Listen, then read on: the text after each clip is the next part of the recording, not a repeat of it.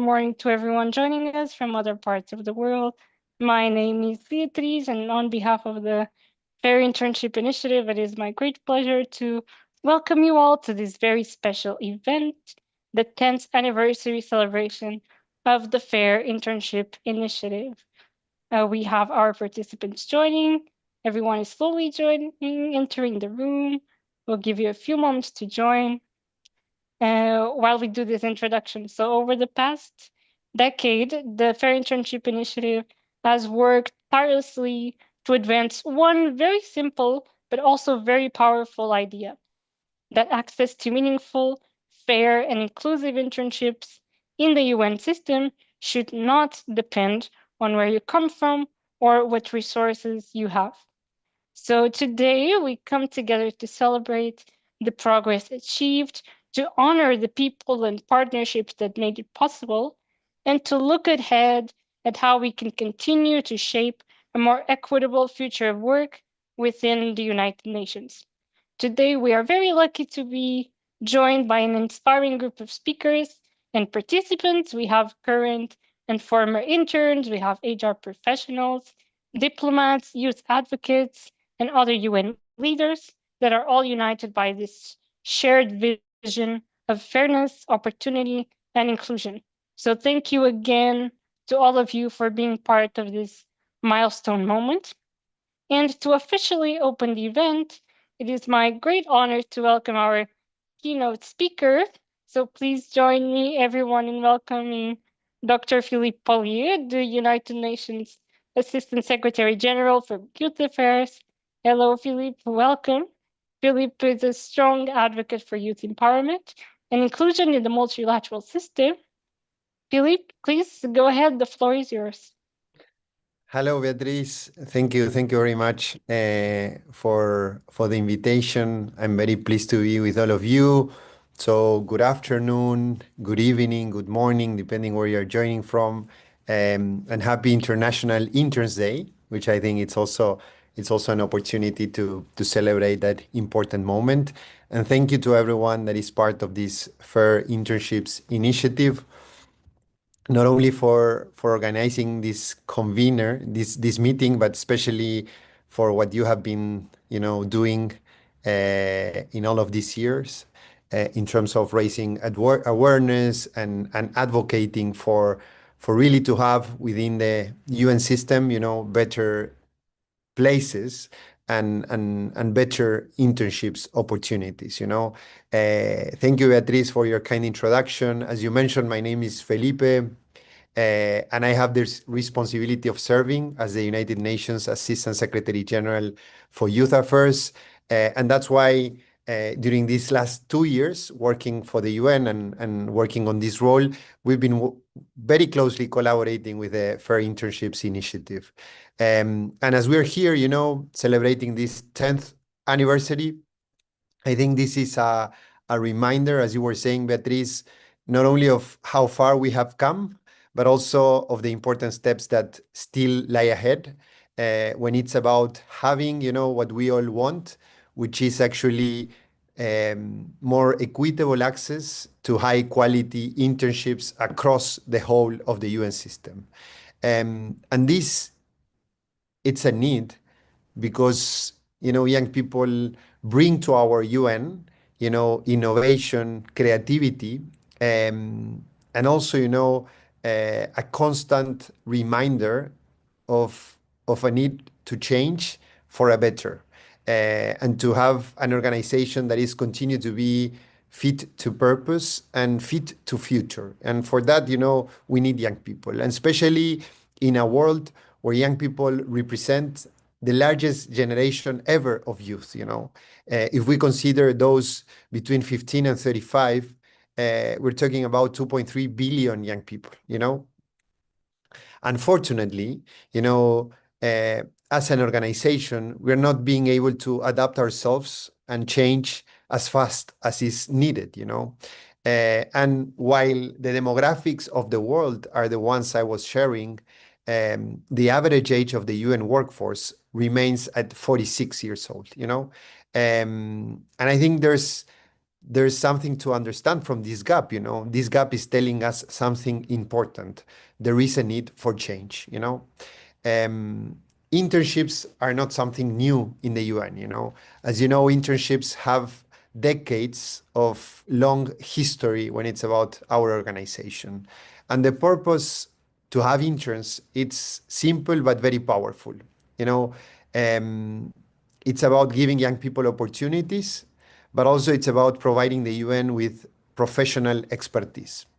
Um, and as you were saying, and I think this Fair Internship Initiative, it's really about a need that we have that is not a secret, that our internship programs still need to reform.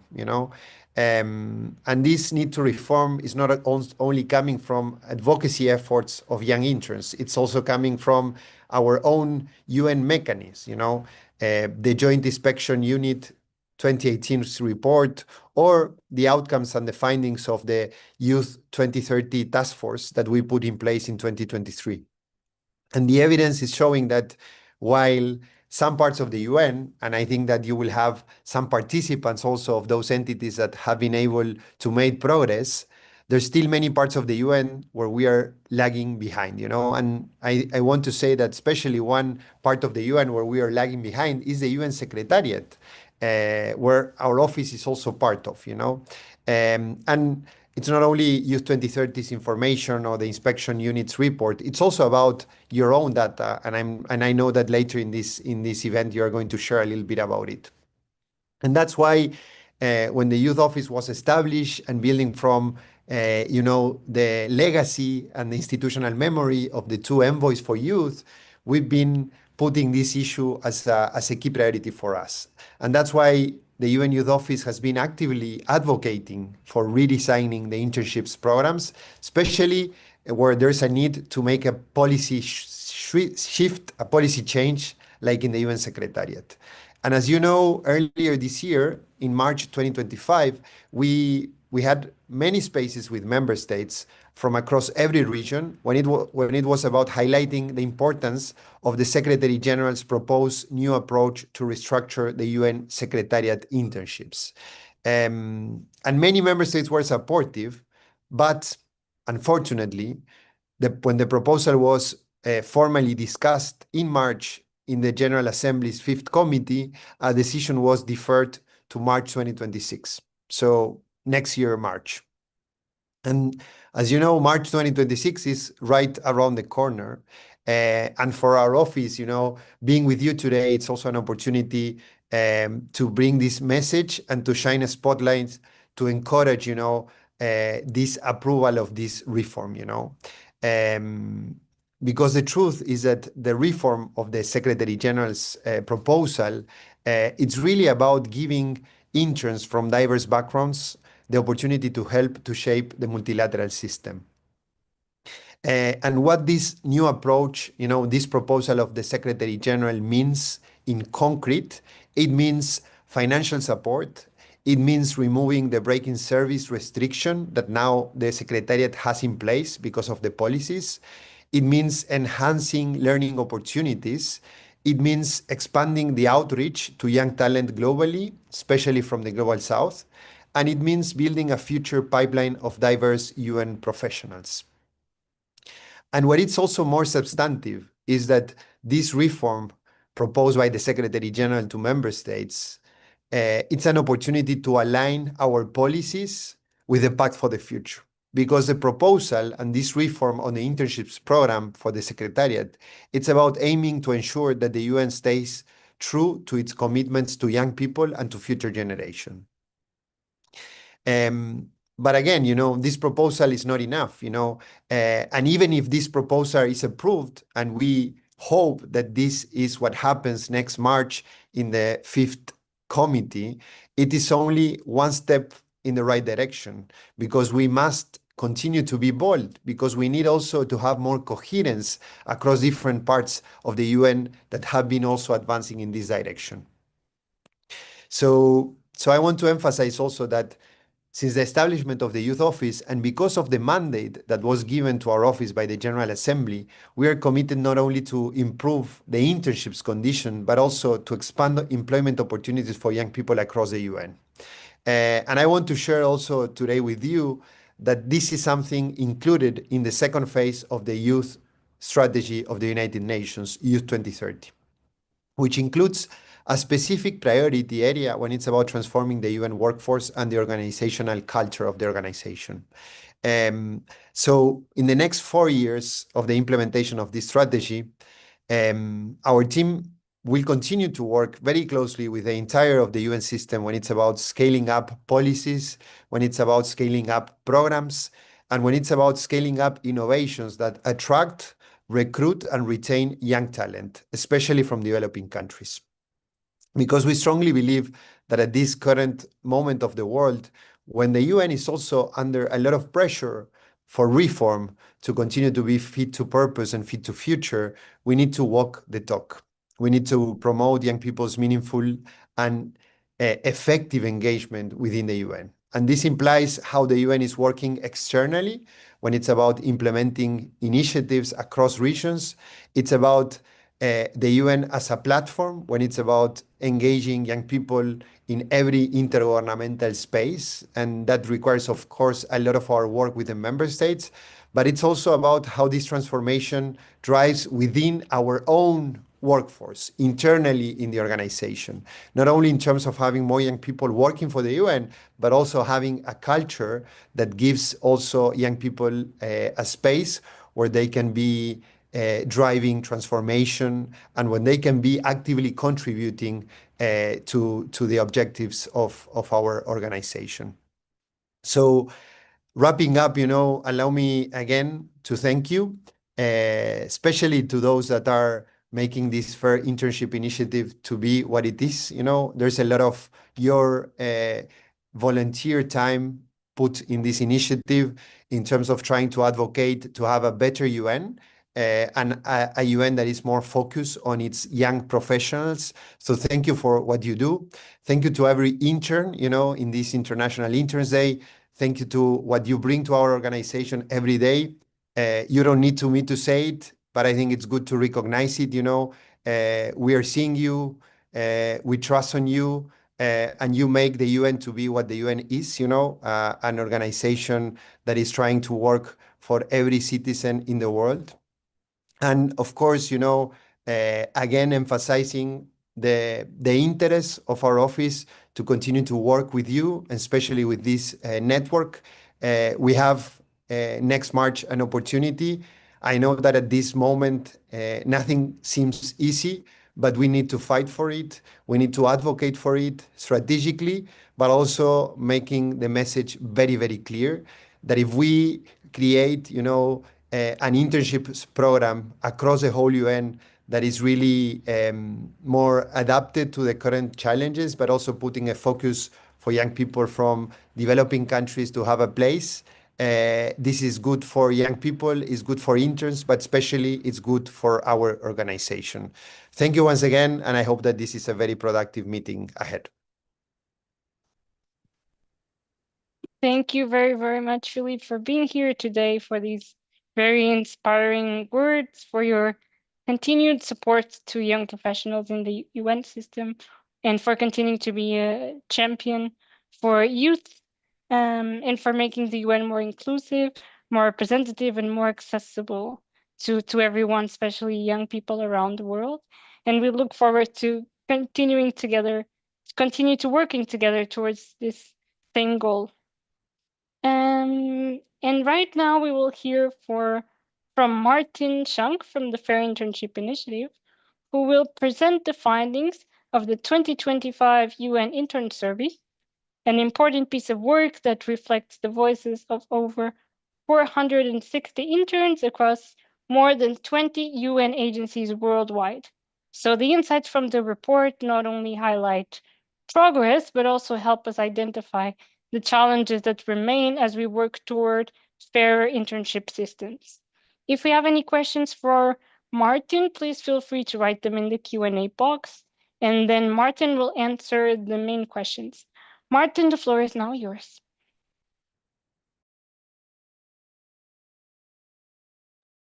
Thank you so much, Beatrice. Give me 1 second. Um, I- just a quick confirmation. Can everybody see the screen? We can see the screen, yes. Fantastic. Thank you so much. All right. Yeah, the preliminary results of the UN Intern Survey 2025. Maybe just to give you a bit of an introduction of what the survey is. It's the only survey that looks at the state of internships across the UN system.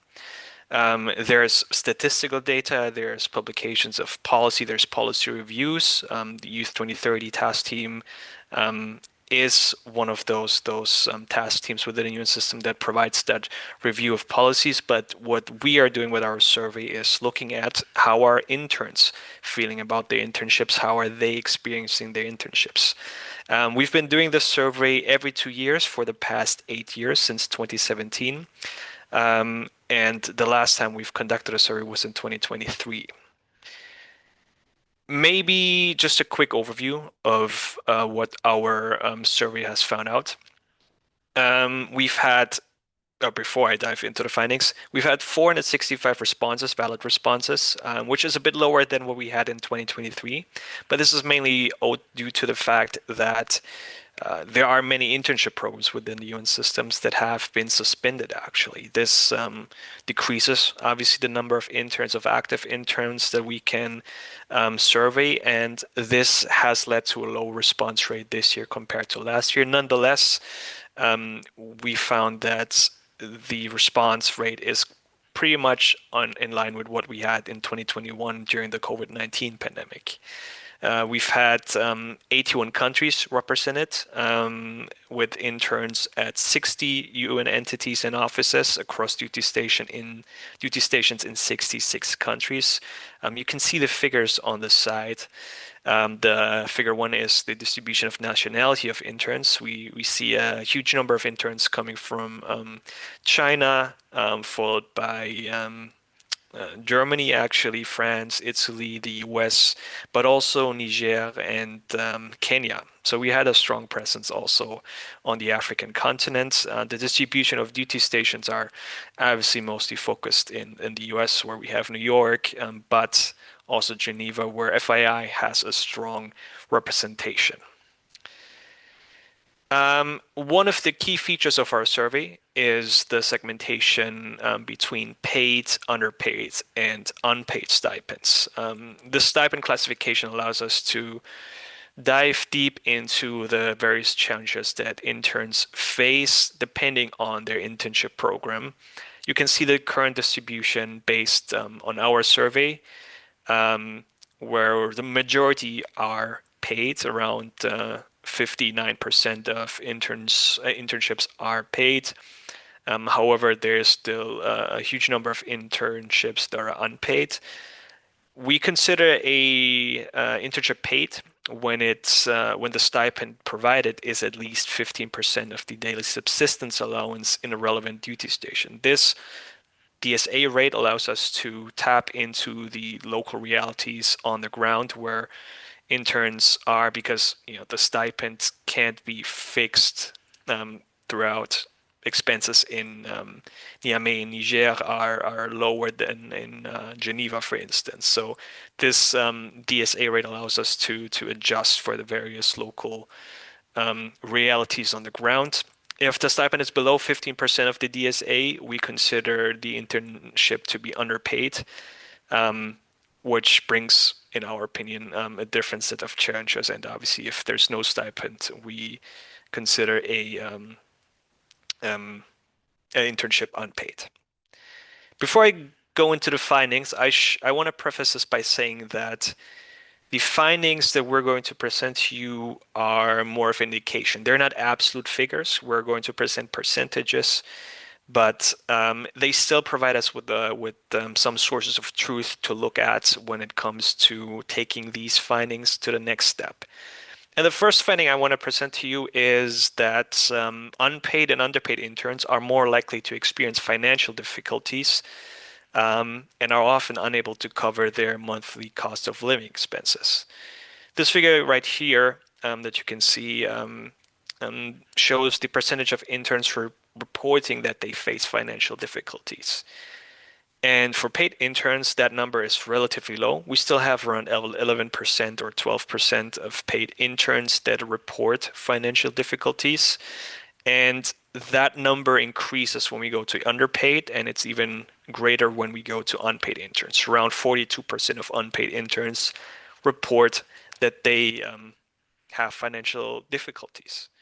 This highlights that interns that are currently in the UN system doing their internship are excluding those that just cannot afford to undergo financial distress for a set period of months just to kickstart their career. It excludes, and it is exclusionary towards people that come from lower socioeconomic status or from developing countries.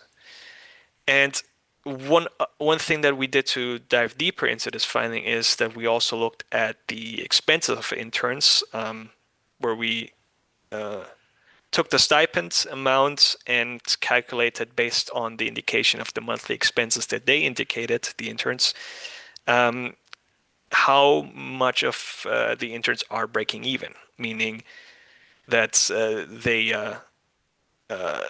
they spent that the stipend actually covers the living expenses. And we found that for paid interns, unsurprisingly, it mostly does cover their monthly living expenses. That number decreases to 37% for underpaid interns, and unpaid interns virtually are not able to break even at all with their monthly living expenses. So again, the point here is that interns are experiencing financial distress, especially if they're underpaid or unpaid. Finding number two is that paid and even underpaid interns have generally a better internship experience than unpaid interns. This is something that our surveys have found throughout the years, really, and this is something that is true again in 2025. We had 9% of paid interns reporting that, for instance, here, that they've received an induction package before starting their internship, similar to 7% at underpaid, whereas 17% of unpaid interns report that they never received an induction package before starting their internship. This tells us that the internship program for unpaid interns is not as prepared for their interns as it is for paid or underpaid interns. It's one of the reasons from our point of view is that because these internships are unpaid, organizations are not willing to really take interns as a serious consideration of their workforce, and that obviously leads to such issues where interns report that they did not receive induction packages. Similarly, when we look at the predominant nature of internships, meaning what type of tasks, what type of objectives are part of the internship, we can see that paid interns, by and large, report that their internship is focused on achieving clear objectives, where there's a learning component where you really can use the internship to learn about your work. Whereas this number decreases to 37% for unpaid interns, and for unpaid interns, it's mostly ad hoc tasks, meaning you absorb the workload of the day-to-day operations of your team, and this is lacking a learning component, and it decreases the learning component of the internship. So all in all, these are just 2 points of many points that I want to highlight to illustrate the point that paid interns and sometimes even underpaid interns have generally a better internship experience than unpaid interns. Another finding that I want to highlight before I go over to the quality index is remote internships.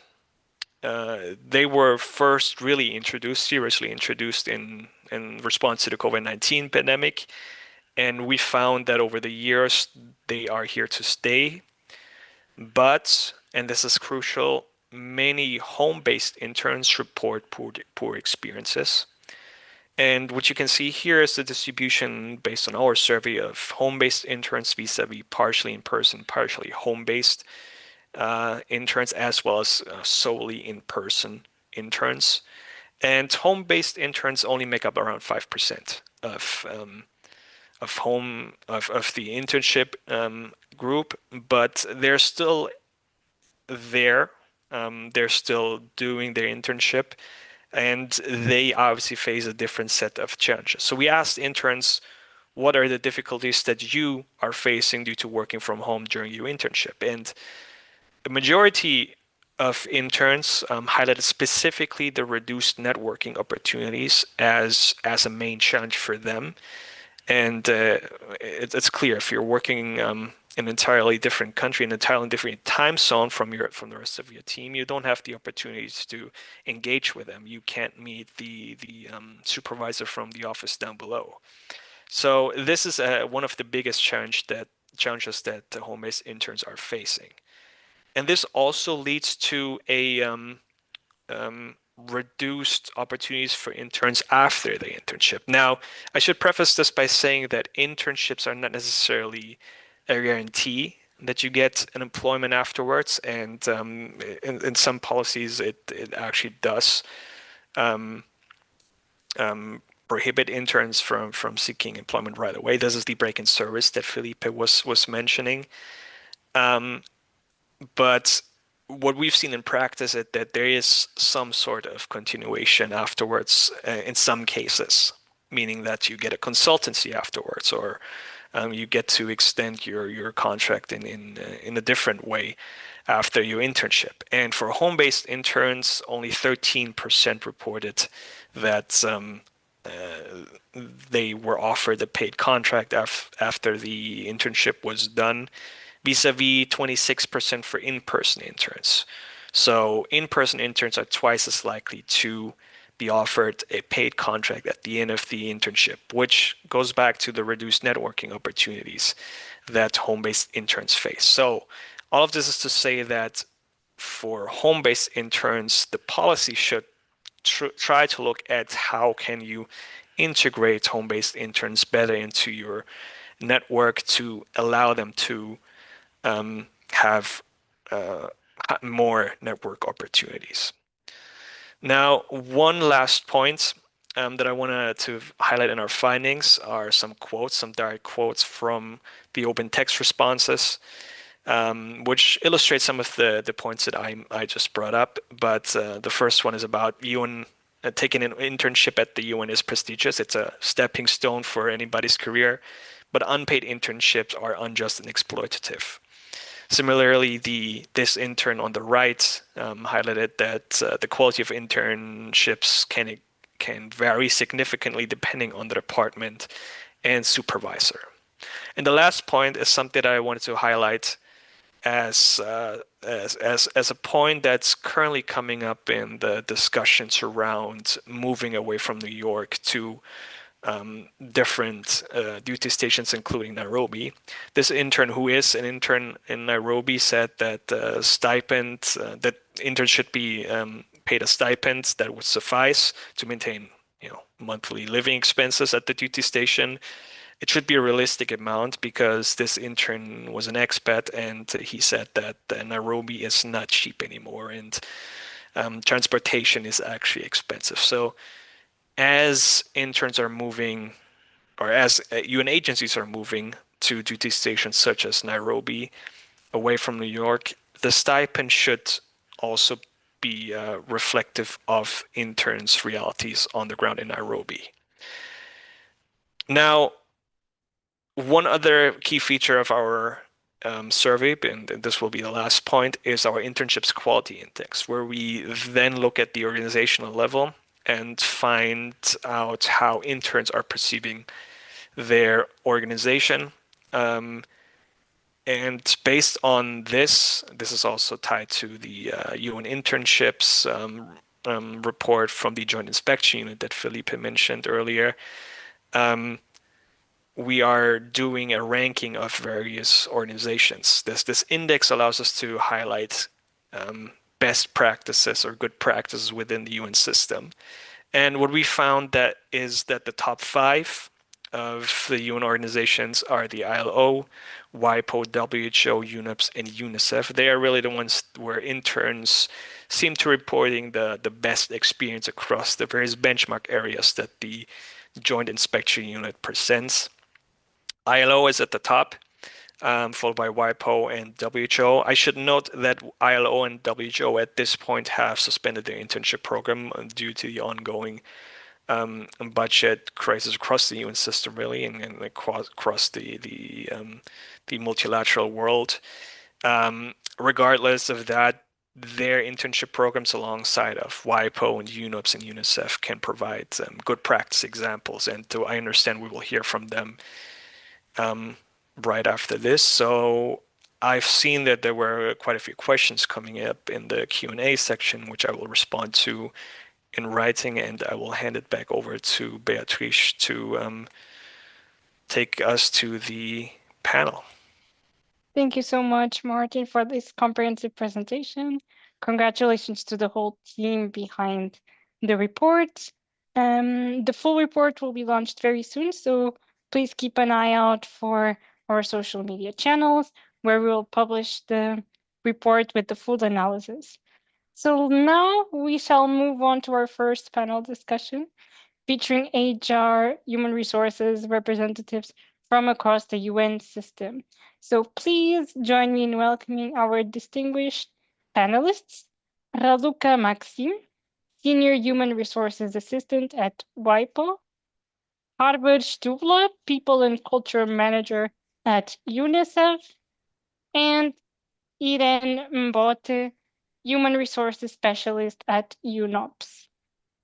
Thank you so much to all of you for joining us. Welcome, and thank you for your continued efforts to make internships fairer and more inclusive. We see that your agencies are all featured in the top 5 of our ranking, which is a very significant, and it shows that there's been a lot of work behind this. And our conversation today will explore how UN agencies have evolved over the past decade, what lessons have been learned, and what more can be done to ensure that internships truly reflect UN's values and principles. Once again, if any participant has questions for our speakers, please feel free to write them in the Q&A box. If we have time during the discussion, our speakers will address them live. If not, they can always be entered in writing afterwards. So let's begin, shall we? Maybe, Raluca, we start with you.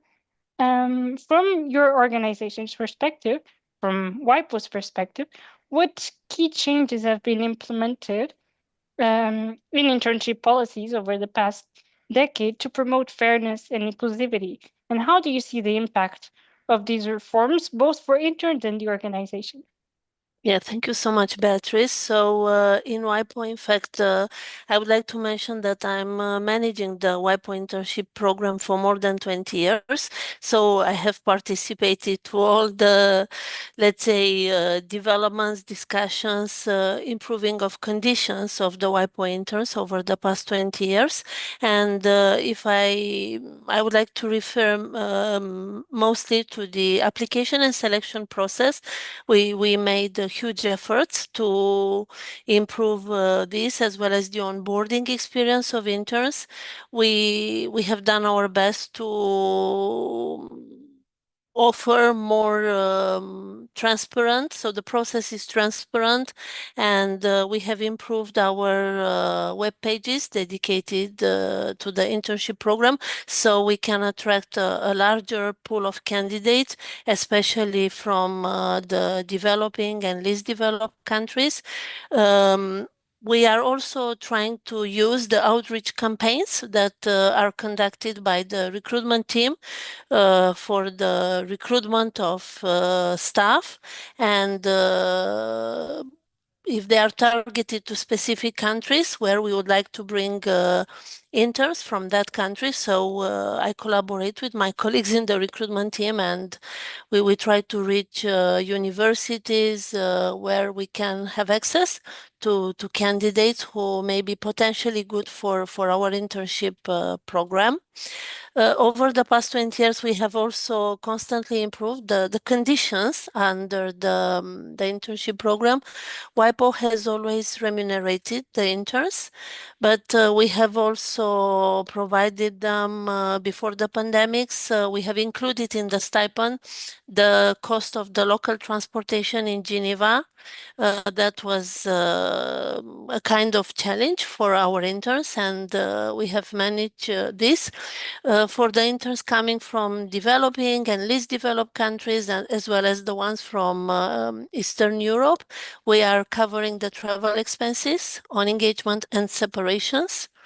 So, and once the interns are joining the organization, they have nowadays access to a series of trainings that are organized by what we call the WIPO Academy. These are specialized courses on intellectual property, and we strongly encourage them to attend those courses during the internship. Thank you. Thank you so much, Helga. Let's now look at UNICEF. Harvard, how do you promote fairness and inclusivity in your internship program? Thank you.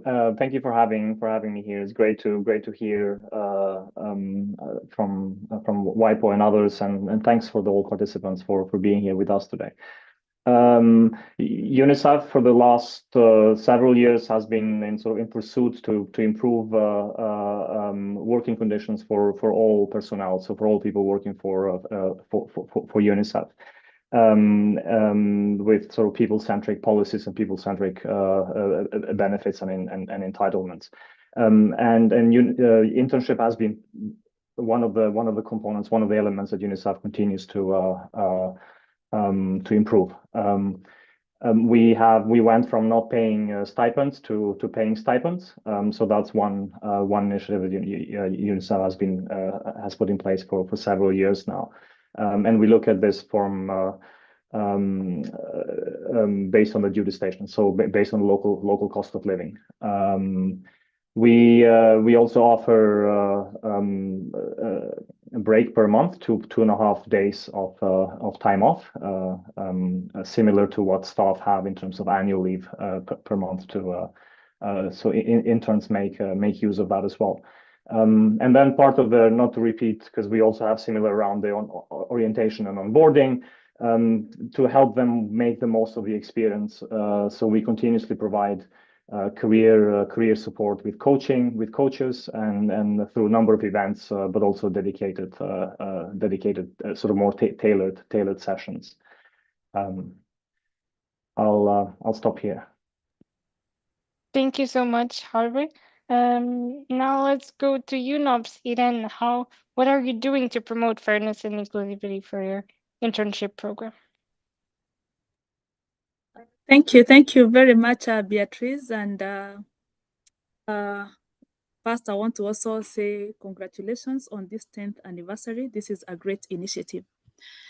When it comes to what we have been doing in UNOPS over the last couple of years, I will say firstly that one of the things that we look into is to ensure that right from the start of the internship, the terms of reference is developed in a way that is thorough, that just, it is not taken that because it is an intern, the TOR is developed in a different way. So it is developed in a thorough way and also reviewed thoroughly, just as you would review any other position. It goes through the different levels of review to ensure that it is a meaningful TOR and it's a meaningful job, and it meets all the other standards of a terms of reference.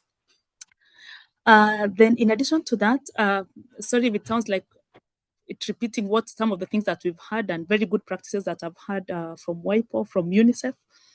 But just to say that also we have, I've been with UNOPS now for over 10 years. And when initially started, we had a compensation process that allowed a range based on calculated on the basis of the DSA rate. But we've now gone further to ensure that we are not only working with a range when it comes to the setting the intern stipend, but also that we have range that is equitable for each of the locations. So we look at, for example, in Nairobi, instead of just having a range and the hiring managers who determine how much is going to be offered, we agree on a specific rate that is going to be fair for all the interns in that duty station, so that then they are compensated in a similar manner. Then in addition to that, in certain, acknowledging that certain locations are actually have unique situations. Certain locations are unique. So for example, Geneva, when it comes to the health insurance, the interns in Geneva are given a package that also, in addition to the stipend, enables them to be able to cover the cost of, to subsidize the cost of their insurance, in addition to what they are given for the stipend. So we acknowledge that certain duty stations have certain uniqueness that requires additional support to the interns. We also provide our interns with, similar to UNICEF, I think Abba, who is a former colleague and very nice to see him, similar to what UNICEF does, we also give our interns annual leave, same as regular personnel, as well as paid sick leave in case they fall sick. So those are some of the things that we have worked on and that we have improved over the time. And maybe before I stop, to also say that we also provide travel lump sum. So for interns who need to relocate or to move from one location to another to take up the internship, we provide a travel lump sum. Depending on what location they are coming from and where they are going to, we have a set lump sums that are given to them to subsidize the costs of their travel. Thank you. Let me stop there. Thank you so much, Irene. And we've seen from the results of our survey that there are still many barriers that for young people from underrepresented regions or lower income backgrounds to access internships in the UN system. And we wanted to explore on how your agency is working towards bridging that gap. And are there best practices from your agency that you believe that could be replicated across the UN system? Maybe we start with Irene this time, if that's okay.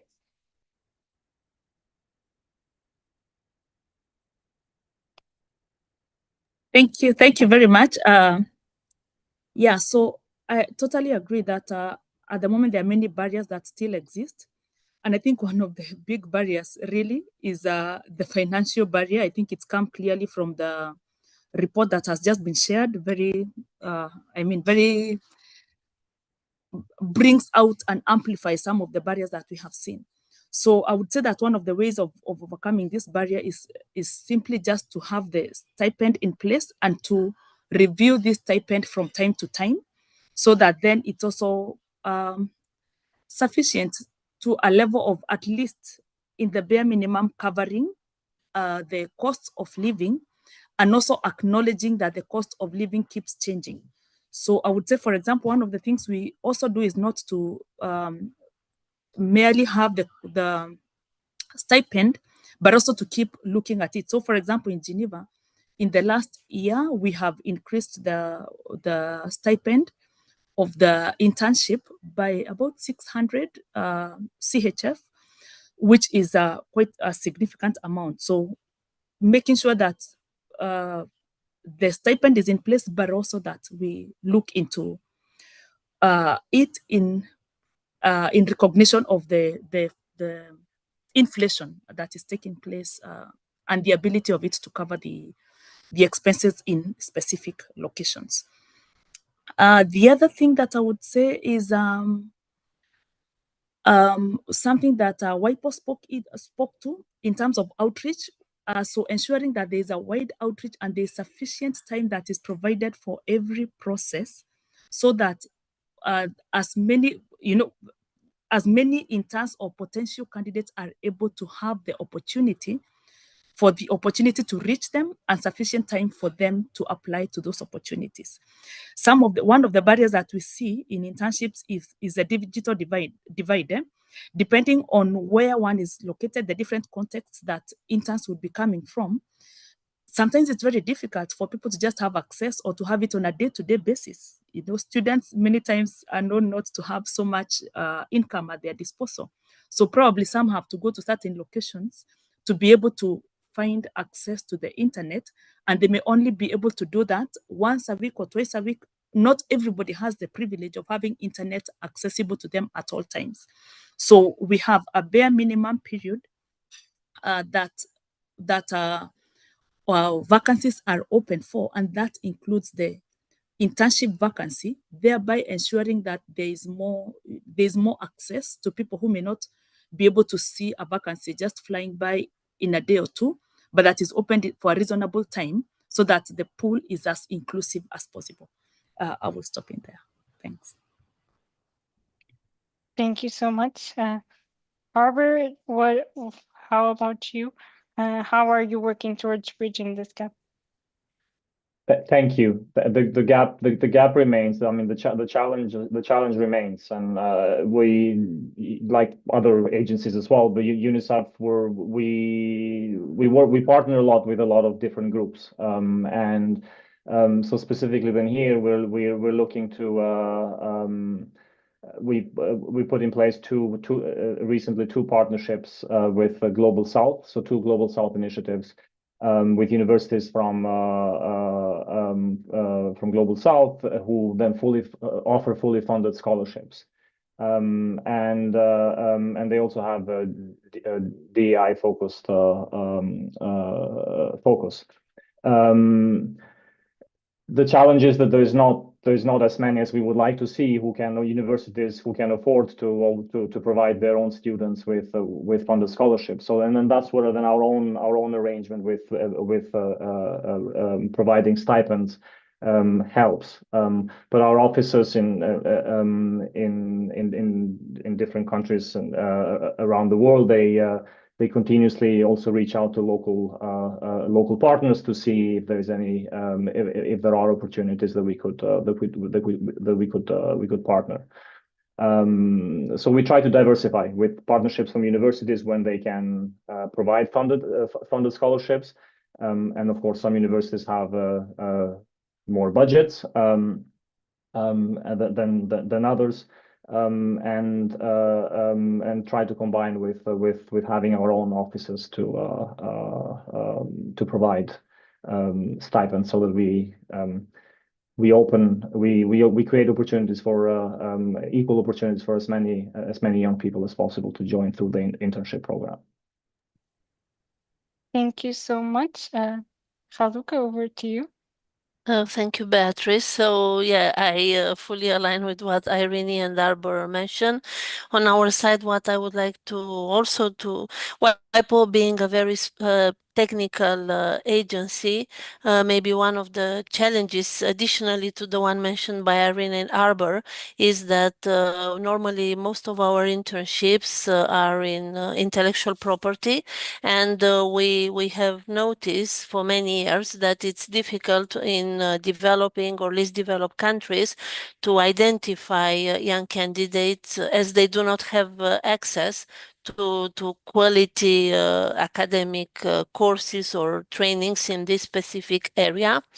On the other hand, the WIPO Academy that I mentioned previously, they organize courses which are open also not only to the internal staff and interns, also to young people from all over the world, and they are also partnering with different universities in the world. And with these partner institutions, in fact, they established some years ago a master joint program in intellectual property, where also young people from developing and least developed country can they can enroll and complete to become somehow more suitable for our internship opportunities. Thank you, Beatrice. Thank you so much, Raluca.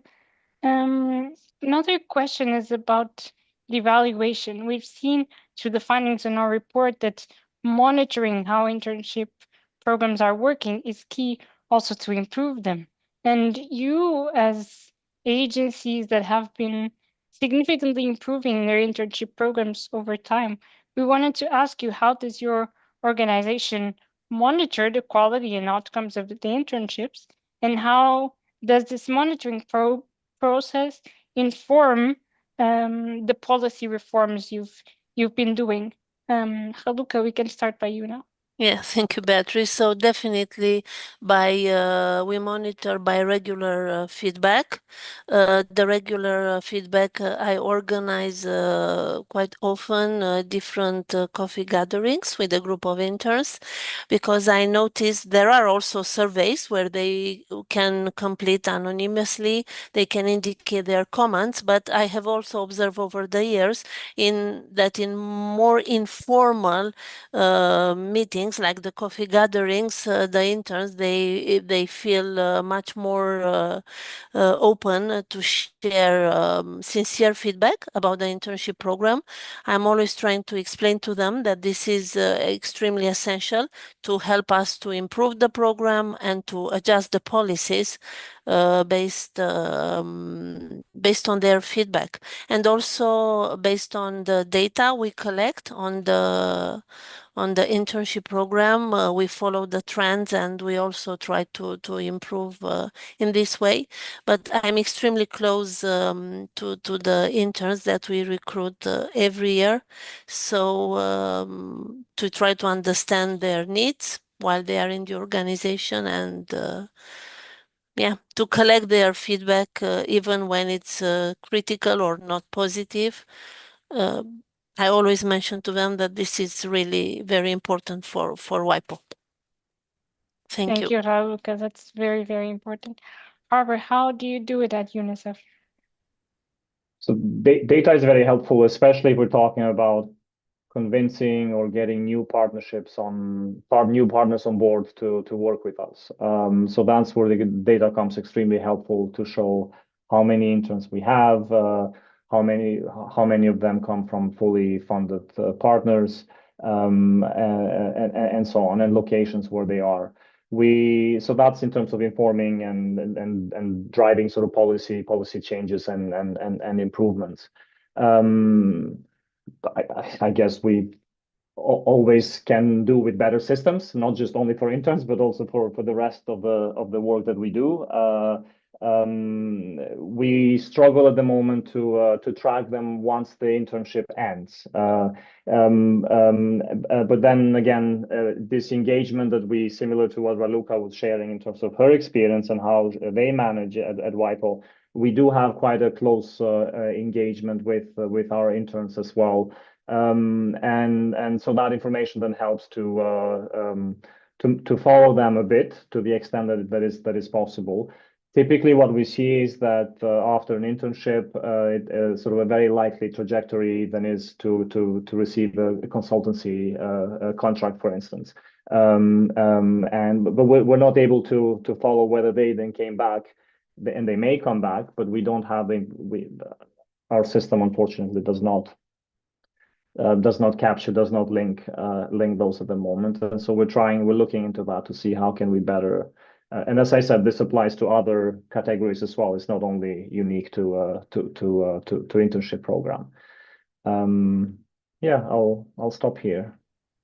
Thank you so much. And Irene, how do you do it at UNOPS? How do you monitor internships and use it to inform your policy reform? Thank you. So we have formal methods as well as informal. So on the formal parts, we have two, let me call it the mandatory surveys, but two channels that we use that are formally used to collect this data. One is what we call the internship evaluation report, which is set right from the beginning when the intern comes on board. And then we check in with them at least halfway through the internship. And then we check in with them at the end. And it has a series of questions. And that helps us to capture and get feedback from them. And even though we want to use it, we want the data to be as meaningful as possible, but we also make it conditional to completing the internship. So for us to consider that the internship has been completed, this report has to have been signed off with the information that has been collected from the beginning and at least midway and then at the end. So this way we're able to get some feedback from them about their experience right from the beginning to the end. Then other than that, we also have a survey that we do on an annual basis that is also, interns are included as part of the other personnel. And since we capture the internship category, just as we have, different categories, of course it's anonymous, but just as we have different categories of personnel, we also capture the internship category to be able to get feedback and get to hear or learn what information we are having from the internship category.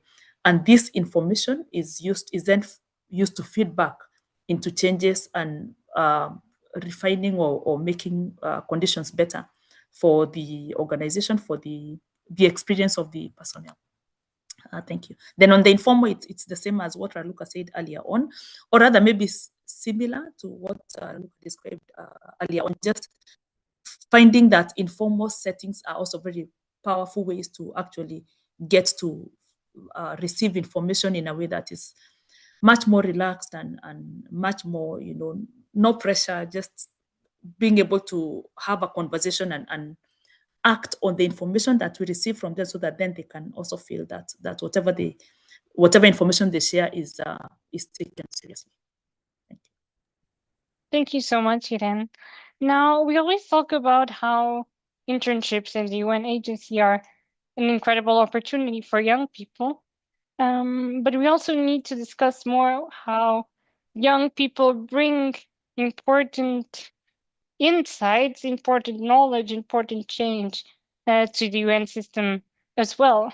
So we wanted to ask you how, in your perspective, is your internship program contributing to building a stronger, more diverse workforce in the UN system and in your agency specifically? And how can each agency make the most out of this talent and integrate interns into longer term career pathways in the UN system? Irene, shall we start with you? Thank you. One of the things that I would say is that having a paid internship in itself is a way to open doors for underrepresented groups or underrepresented persons out there, and this ensures that enriches the UN workforce. It enriches the agency workforce. It enriches the UN workforce with diversity of perspectives.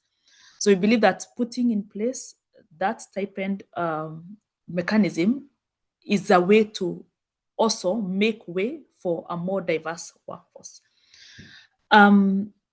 The other one that I would say is about offering a structured mentorship to our interns, giving them career guidance and building their skills, because in this way, it's helping them it's making us more intentional in building up their employability into the UN system. So I would say that those are some of the ways in which we are building a more diverse workforce. Thank you so much, Irene. Harbour, I'll give the floor to you. Thank you. Experience is very important, so experience matters. So UNICEF values experience, and having contributed through an internship program for UNICEF, that gives some advantage to the prospective applicant for other jobs, other normal jobs. I think, like anything else in HR, we're working very hard to promote and create the workplace that we all want it to be, help managers be the best that they can be, to help interns and help other staff that they work with, to create a positive experience. And I think this is again a great opportunity for us to create that for our interns, so that they get the most out of this experience. So they get to test whether actually UNICEF is the place I want to continue, or whether this international sort of space is really my thing, right? So it's also an opportunity that, of course, for interns to experience, but more so as the employer than for us in this case, to ensure that they get the orientation that they need, they get the TORs that are right and appropriate. They get the mentoring and coaching, and the networks that they build, because that's also extremely helpful as well. We don't have a promotion policy in the organization, or not for anyone, right? So again, also just to manage expectations, it's a great opportunity to get as much experience as possible, to do the best that you can, but learn as much as you can, but also, of course, contribute with expertise and experience that you bring as an intern. So yeah, so I think I'll stop here, but just to connect, so it's the experience, it's the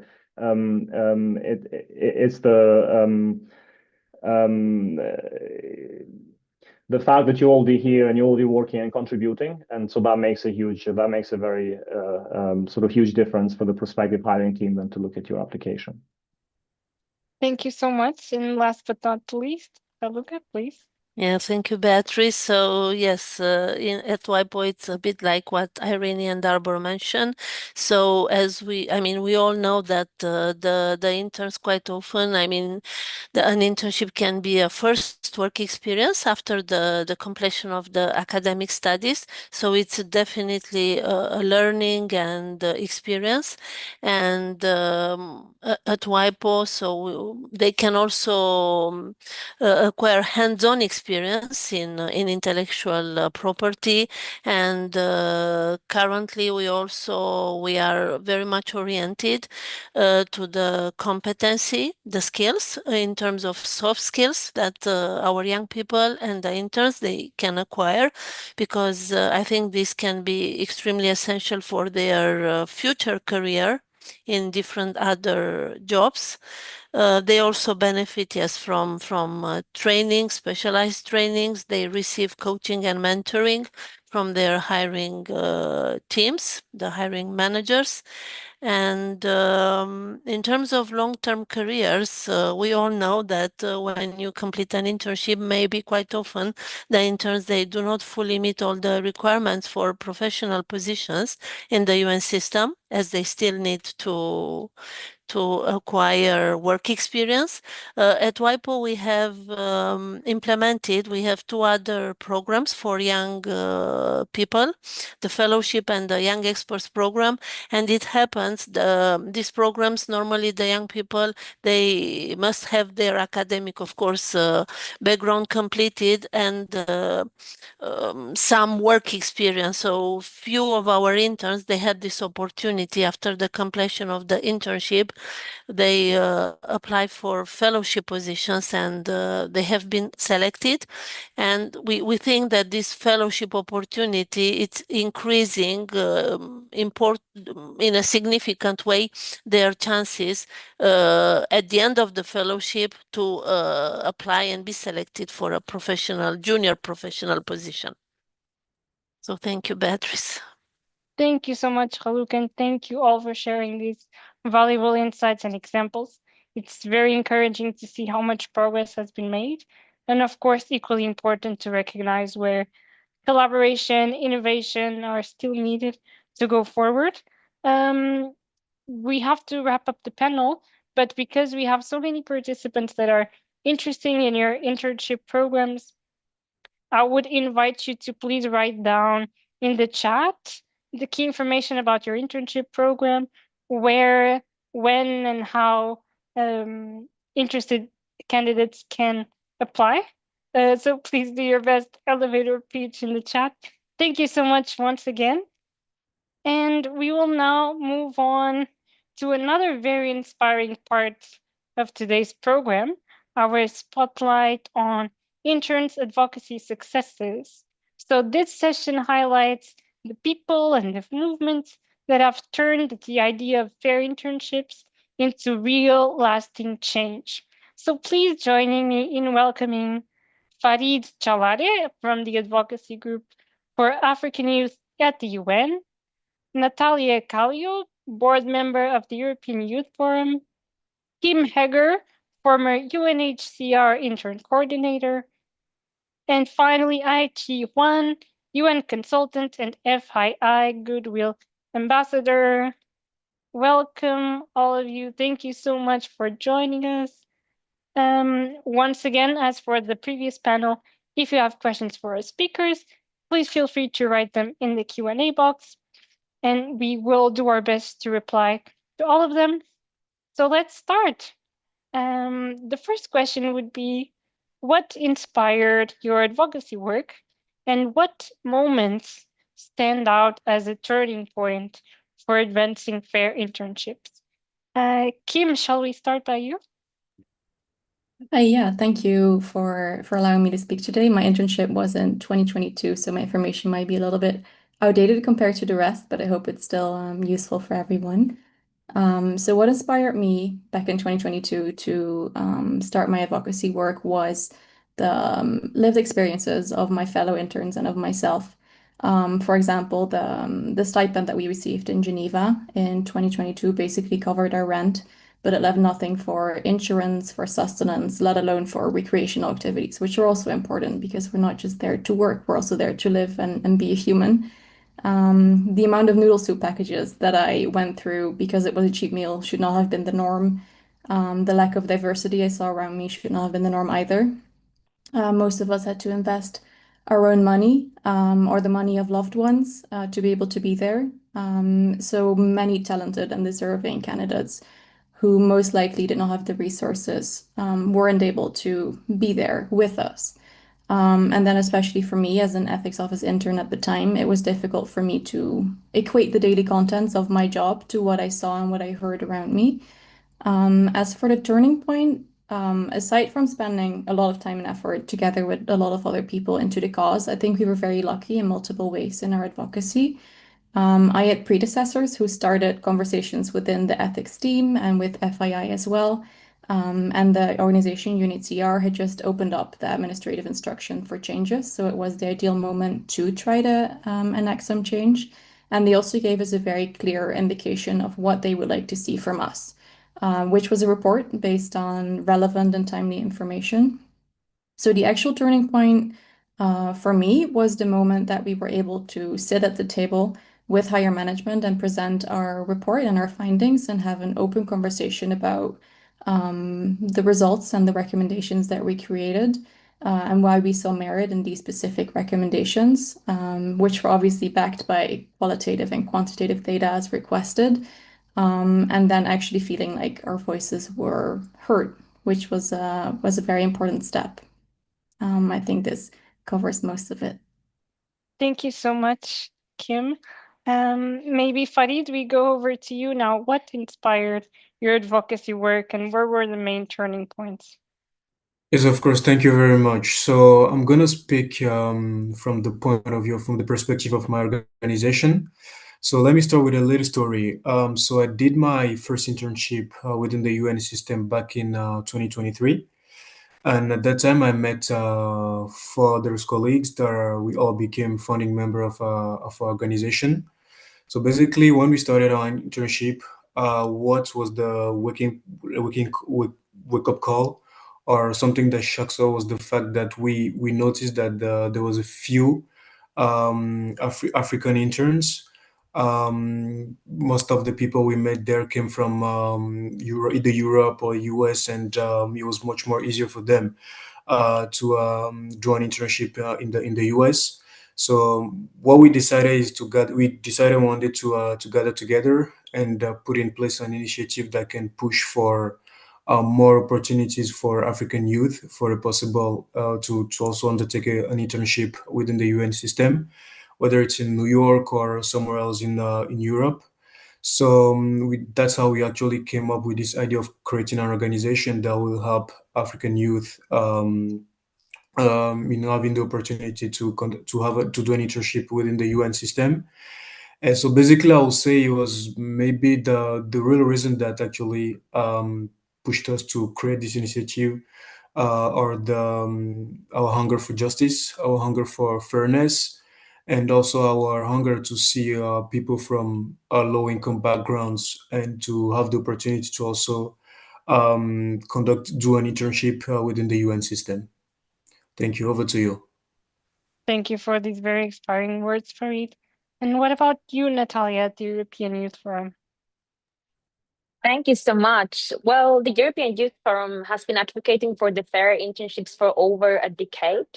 And for us, the matter is about social justice, and the justice was also mentioned by Farid as well. Like, we see that the interests are workers, and workers must be paid. And over the years, we've seen not only the rise in the number of the interns, but also in how many internships young people must do to complete before getting a job. And we see that internships are increasingly replacing the entry level positions, creating an exploitative and exclusionary system where only those who can afford to work for free can have those possibilities and really advance their careers. As also Martin showed in the statistics before. But for the European Youth Forum, the major turning point came when we filed the collective complaint against the Belgium before the European Committee of Social Rights, arguing that the country was failing to protect the young people from the exploitation due to its high number of unpaid internships, the biggest number actually in the European Union. And while the committee concluded that interns are not workers, we as a European Youth Forum strongly disagree with. I did acknowledge that young people were being exploited and actions was needed. And this decision was later cited by the European Commission when they proposed the new law on internship, marking a real shift towards the discussion and the whole, like the site how we see internships in general. And it really became the foundation for our campaign and for our work and for my work as a board member in the European Youth Forum. Yeah, thank you. Thank you, Natalia. And what about you, IT? What is driving you and what moments stand out in your journey? Okay, I can share one of my experience because I've been working for like 6 or 7 UN agencies already. So one of my experience when I was working in Japan office, which is also belong to the secretariat, the intern who was sitting next to me is a Japanese student. She was doing the internship for us in the daytime. But in night, after work, she need to immediately go to the restaurant because she need to do another part-time job to cover the living cost in Tokyo, because Tokyo is very, very expensive. And she was a waitress and wash dishes in the kitchen, and also she need to change the living place every few days because she's using the coupon to get like a as cheap as she can because she doesn't have money. So this story, I feel very sorry, like because we work with the UN, we always say to treat people equally and treat the others to be to be more sustainable. But actually, I don't think the way we treat intern is very good. And also because I have kind of some followers on my LinkedIn. I have like currently has over 100,000 followers on my LinkedIn. Some like interns will send me message. One of message I remember is from a Nigerian. This boy he spent 1 year to apply for the UN internship. Then at the end he got offer from the OCHA, which is humanitarian office in the UN, but they couldn't like pay this intern. Couldn't pay this Nigerian guy, and he couldn't find the money as well. When I hear this story, I just couldn't stand really. Like I don't know this why is this happening, and we always talk very big things in a lot of conference, but the intern situation is still very bad, especially in the secretariat. So I think this story and this experience for me are the turning points when I advocate this kind of like fair internship. I feel I have more like feeling of achievement. I feel I'm doing the right things. So that's the experience I can share with you. Thank you so much, Aichi. Your whole all year as members or some of you even founders of organizations, associations that are fighting for a cause. So, in your view, how has cooperation between interns, youth groups, allies helped amplify your impact? How do you see this the organizing towards the same goal as a driver of change? Maybe we start with you now, Aichi. Okay, thank you for the priority because I'm the co-founder for one of youth UN youth community. We can say in China currently we have over 800 like member from over like 80 international organizations and the UN organizations, most of them from UN agents, which include like UNV and the intern. So what we do is because we understand to advocate this kind of fair internship is not that easy. Not everyone can stand out. So normally we start to send a call in a group. Say we are doing this again. If you like, if you wish to do that, you can send like a private message to me. You don't have to answer in the group. Then normally I can find like 10 or 20 new interns to help us to advocate this kind of fair internship message. Because in China, we have kind of like a little bit sensitive in the political side, so we have to also protect our interns as well. We can let them risk their situation. So we do that like slightly and also work with the government and to collaborate with more universities and let all the interns know we have to advocate this. If we don't do, not other people won't do this for us. So that's the how we start to advocate. Then that's the how we move forward as well. Thank you. Thank you, Natalia. Over to you. Thank you. Technically, as a European youth firm, we don't work so directly with the UN internship advocacy, but we do a lot of like internship advocacy in general, and some of it is like within the UN spectrum as well. But we have been more focusing on the EU context. But technically, I would amplify the cooperation in general. As a European youth forum, we don't work in isolation. And the cooperation has been from the start so important for us with other youth organizations, with the trade unions, and any public kind of stresses that has been really pushing the EU institutions to act. And I also suppose the amplification comes from that everybody is sharing the same message and carrying each other's points. It is important to show that young people are united behind the UN advocacy and like any internship advocacy that we do. And we're demanding the same principle that the work has to be paid and that there needs to be quality criteria around the internships. Yeah, thank you. Over to you. Thank you very much, Natalia. Farid, how about you? Thank you very much. Definitely cooperating with youth and the intern groups have been very helpful all over the years because we've been also in the work we do in advocacy and the webinars we organize to reach out to people for advocacy purposes. We've been relying on them a lot. We've been using the network to reach out to people. To also ask them to invite people when we are organizing our webinars for education purposes. So these have been very helpful in the sense that we are able to speak with one voice when we are reaching out to government agencies and also high-level senior management. And we will also able to listen to their requests, what they're actually looking for, how can we help them, the information they needed us to provide to them, and we've been able to do it as much as possible. So working with them has been definitely a force behind our initiative in the sense that it has helped us push our initiative as further as possible. Over to you, Beatrice. Thank you. Thank you so much. What about you, Kim? What does cooperation meant to you? Thank you so much. I loved hearing all these stories as well because you have been working on a much larger scale than we did back then. But I think cooperation is crucial and was crucial for us as well. On a very small scale, like only talking to all the UNHCR interns across the globe, we were able to actually understand personal, local, or regional situations, and therefore were able to represent the intercommunity as a united front. And then, while we did not talk to other youth groups or other allies within the UN system, which would have been super interesting, we did talk to the FII, and by talking to them and to you guys, it really helped us understand what other UN internships offered.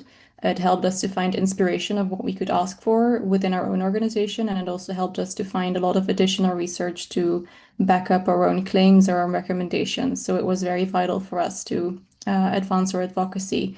And with regards to keeping momentum alive, I think it's super important to keep listening and to keep talking to each other, especially to reach out across any type of border that you can encounter. I think it's very easy to get wrapped up inside your local bubble, your department bubble, or your organizational bubble, and to lose track of what happens outside of that bubble, especially when you're located in like a headquarter environment or in which environment you arguably have a much easier influence as you can actually meet people in person. But you're much more, sorry, you're much further removed from local offices or the field. So I would say it's super vital to keep connecting and to keep reaching out and to make people part of your community or to extend your community to others. And then even when having lines of active communication, what I felt is that sometimes not everyone feels the need to get involved, which is totally okay. And I feel like no one should ever have to justify why they don't want to get involved. But I also noticed that sometimes people don't want to get involved because they feel like they don't have the capacity to be involved. And then I think it's super important to regroup and to think together about how you can get them the tools or the confidence or the belief that they can actually get involved and make a change altogether. Yeah.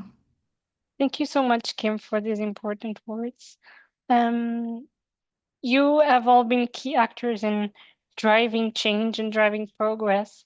Unfortunately, we see that despite this progress, some parts of the UN system still rely heavily on unpaid internships. So, what strategies could help bring change into these areas that still need urgent reform? Kim, if you want to go ahead. Yeah, of course. Thank you. This question actually made me think a lot. I think the UN system is bound to go through some changes in the upcoming years. The one idea that I had is to reframe the conversation from internship reform to a broader discussion about decolonization.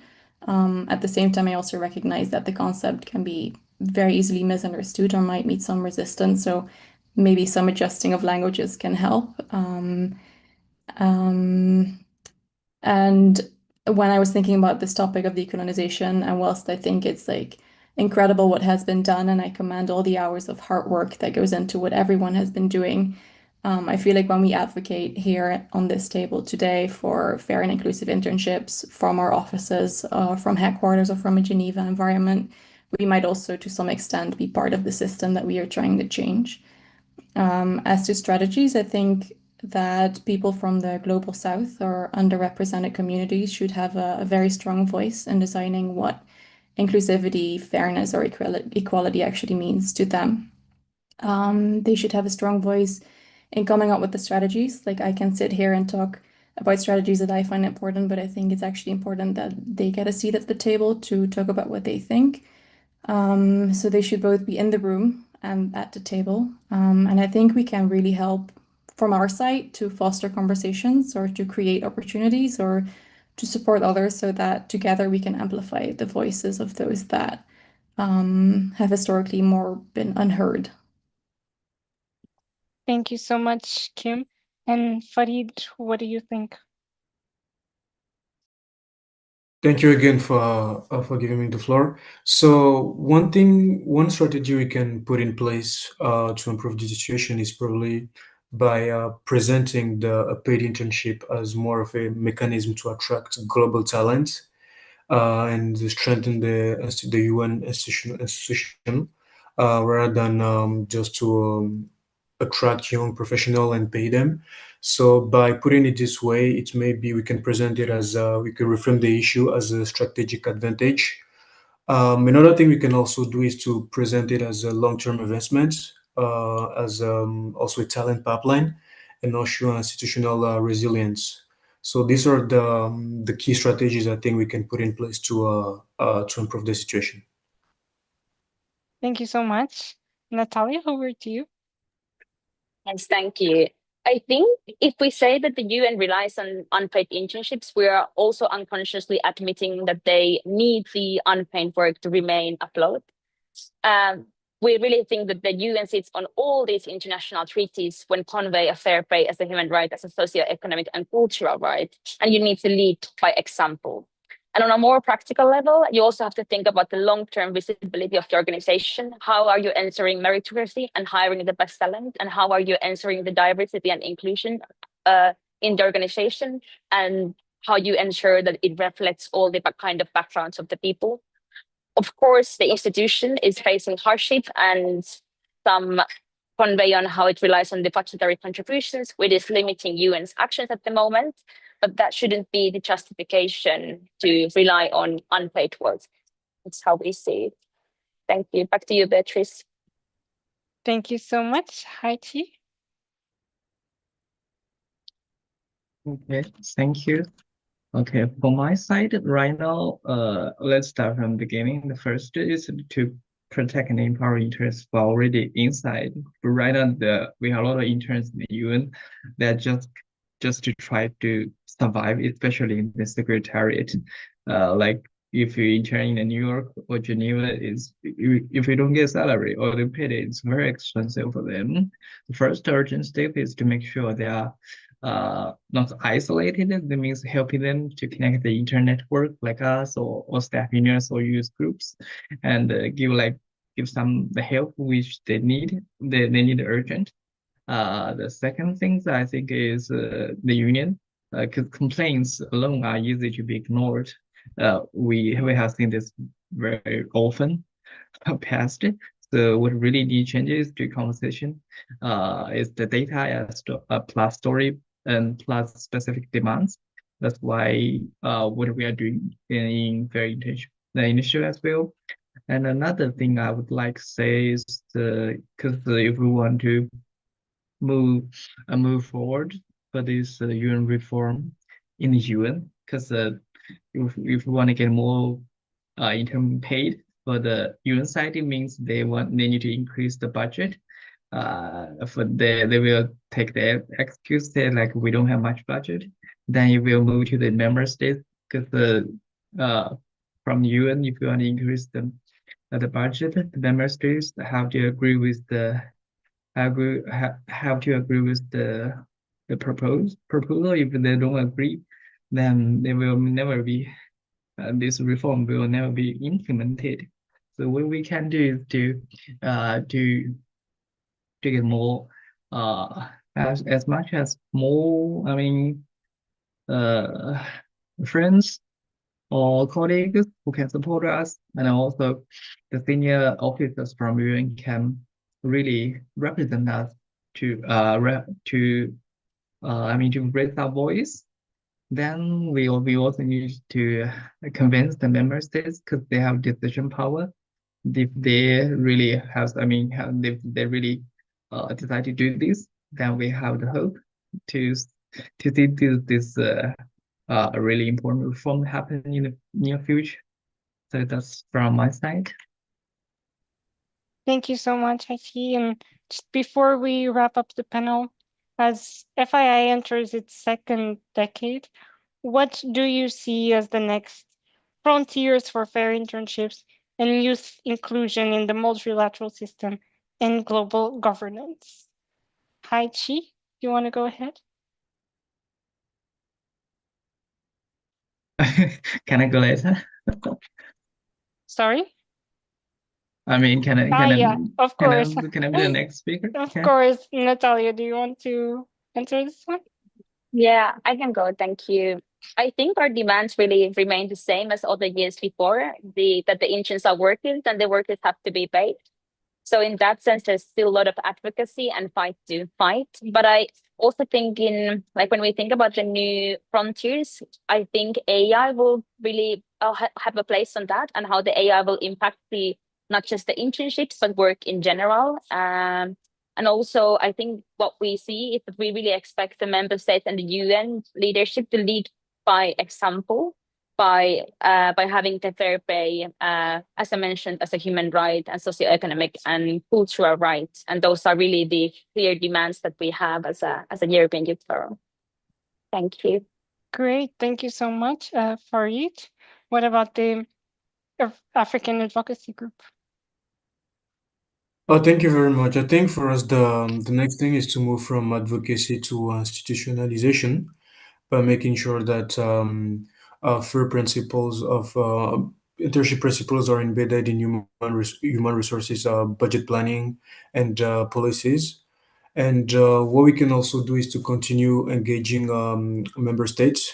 I do remember that during the first months after we've created our organization, we had some interesting meeting with the permanent representative of several countries in Africa, and it was definitely interesting. But again, the tricky point here is that they now needed to report back to the government, and then the decision could be taken at the high level. So I think that's where we need to continue pushing as much as possible. Unfortunately, governments they all have different agendas, and sometimes funding internship for their citizen in another country where the cost of living is very expensive is no part of it. So what we can do is to keep pushing, keep showing the advantages, keep showing the good things in funding internship for the national, to later work, first of all have an experience in a prestigious international organization, and later, why not work there as a staff. Thank you very much. Over to you. Thank you, Farid. Kim, do you want to go ahead? Yeah, sure. Thank you for this question. What I believe that the next frontier will be or should be is that we ensure that young people, especially from the global south and underrepresented communities, don't just participate, but that they actively have a voice in designing the systems themselves. This could be through youth leadership roles or providing more mentorship programs or allowing for actual inclusive decision making. I hope that member states and the UN leadership will not only support, of course, paid and accessible and inclusive internship opportunities, but will also empower youth to define what fairness and inclusivity looks like for them, so that together we can create a system what more accurately reflects the values of the UN, and so that we can actually move from theory to practice and lead by example. To this extent, I hope that we keep communicating, keep reaching out, keep forming communities, because I really think there is key in having communities that support each other, and that we all remain open to learning and to adjusting, because nothing ever stays the same, especially in the current context, also with AI being mentioned. And also that we ourselves keep opening doors and keep making space for people, whether it's in a hallway corridor at a lunch table, or in higher up meetings. I think actual fairness and inclusivity can be fostered by small yet very consistent choices that we make as individuals or as an organization or as a member state. So I think it all comes down to what we do ourselves in our day-to-day life, and what we do in our jobs, and what we try to get other organizations and member states to do with us. Thank you so much, Kim. Aichi, is there anything you want to add? Yes, because from the first 10 years, much of our energy went to the very basic question: should interns be paid at all? And now we have seen that more and more UN agencies, especially, they are starting to pay our interns at least. Then the next frontier, for me and for a lot of interns now, has there are two layers. First, to moving from the paid and unpaid to the quality of the internships. Some of the units, they start to pay the intern, but the amount of the stipend or salary is very low, still cannot cover the living cost, the travel cost, and other things in a very developing country, even in developed countries. So what we can do is to kind of to negotiate with this UN agency, or recommend them to improve the quality of the stipend until they can fully cover the living cost and travel cost and other things for those interns. And secondly, I would like to say is we need to think about who we can get access. Many of young people, I support come from like non-elite background or some like smaller universities. They often say they never imagined they could work with the UN. So what we can do is to disseminate more information about this and also to educate them like being paid is their right, and also we should let them know like if we don't fight for ourselves, nobody else would. And finally, I would like to say is to we can what we need to do is to unify as much power as we can. And for the UN, if the UN need to truly be need to be like no one behind, then the promise has to start with people, especially from the bottom of the hierarchy, including its interns. So that's all from my side.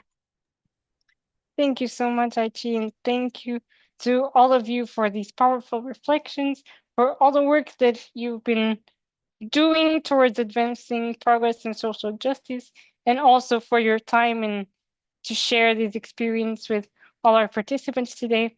Your work really reminds us that fairness isn't just about policies, it's about what's behind those policies, the people that stand up for what's right and work towards a more inclusive UN together. Unfortunately, we didn't have time for live Q&A, but if you feel like there's any question in the chat that you would like to answer, please feel free to do so in writing. Thank you so much once again. And as we come to the close of this very special event, I want to thank everyone who made it possible, our speakers, our participants, and especially all the interns and advocates that have shaped this journey over the past 10 years. And now, before we close the event, I have the pleasure of inviting Matteo De Simone from the Fair Internship Initiative to deliver the closing remarks. Matteo, the floor is yours.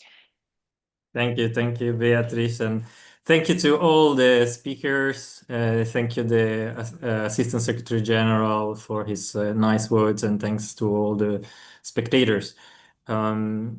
I'll try to give like an inspiring ending, although I feel that the panel that has preceded me has been sufficiently inspiring, and it's hard to add anything. But if I try to think a bit about, the 10th anniversary of our initiative, my first thought is to go back to the beginnings, to 10 years ago, when we were three people in a cafe in Geneva, thinking what to do, trying to organize a demonstration of interns for the 1st of May.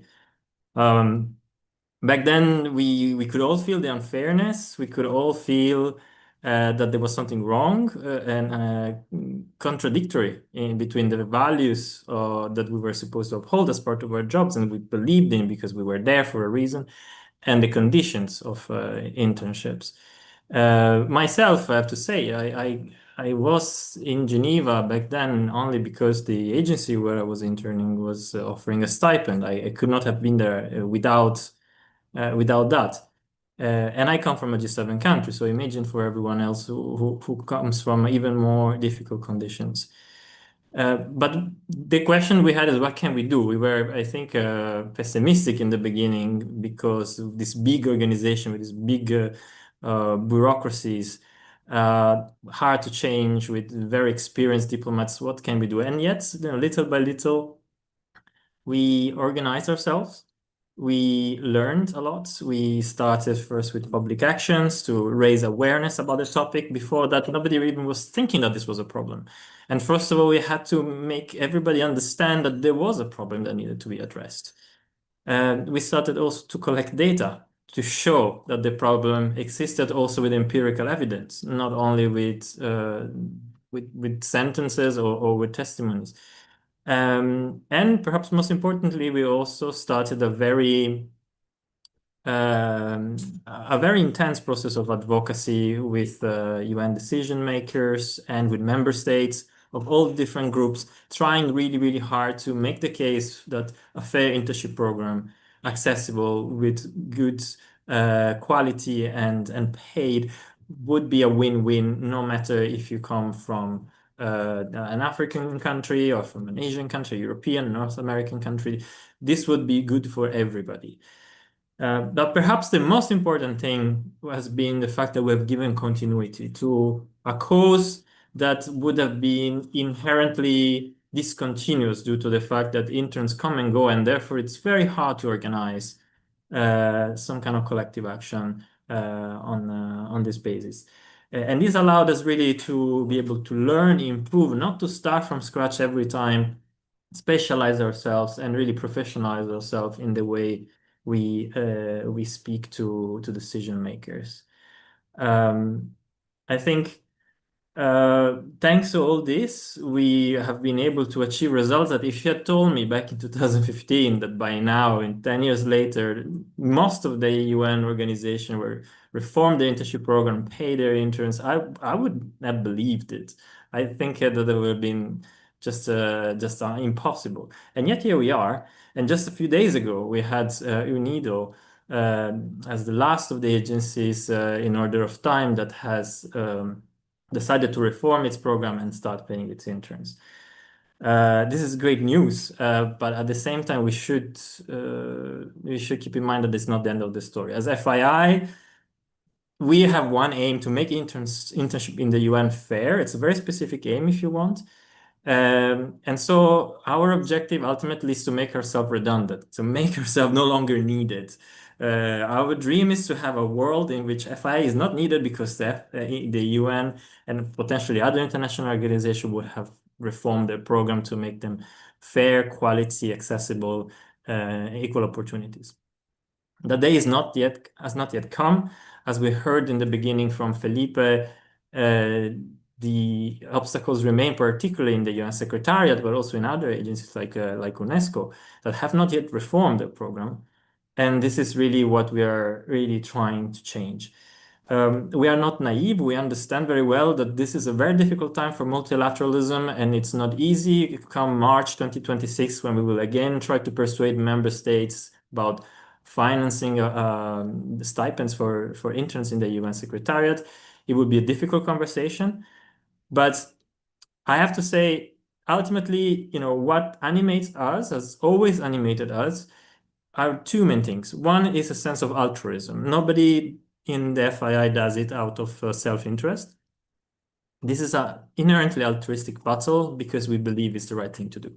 And secondly, we are passionate believers of multilateralism. And we think that multilateralism will only survive the current difficulties or circumstances if it is able to reform itself. And being fit for purpose also means being inclusive, being equitable, and being accessible to everybody so that it can truly represent the world as a whole. Of course, we're being criticized sometimes by people who are saying, "Oh, you're just representing entitled young people," or people know that they're signing up for an unpaid internship, so what are you complaining about? And I think I want to be very clear that this is not a fight of entitled young people. This is a fight for equal opportunities. And this is what we and the organizations that we try to reform should always stand for. I think so. In conclusion, now that we are looking into the next decade of FII, I would like to reflect on two things. The one is that what we can learn from these 10 years of activism is that you can make a difference through collective action if you organize yourself, if you are determined, if you ask the right questions, if you're able to bring many people around a common cause. And you are active and you do it constructively, peacefully, but with determination. And finally, nobody can do this alone. We have been successful because we've been able to bring a lot of people to our cause, a lot of volunteers, some of which are listening to us today and to whom I send my warmest greetings, that have worked, not only the people who are with us today, but the people that joined us throughout these 10 years. Allowing us to make a difference. And as I mentioned before, this route is not over yet. We still need your support. We still need idealistic people that believe in in the power of multilateralism to help us walk the extra mile and make sure that one day soon, hopefully sooner than 10 more years, the whole multilateral system of the UN will be fair, accessible, and of high quality for all young people, irrespective of their backgrounds. Thank you so much for joining us today. Thank you so much for your words, Matteo. Thank you to everyone who joined us today. A special shout out also to Martin, Dan, and Jamila that have been managing the technical aspects of the webinar and also answering your questions in the chat. As Matteo said, hopefully we won't need another 10 years until we see fair quality internships in the UN system. But either way, let's celebrate to another decade of progress, of partnership, and purpose as we continue working together to make fair and inclusive internships the norm across the United Nations. Have a wonderful evening, have a wonderful day, and see you very soon. Thank you so much.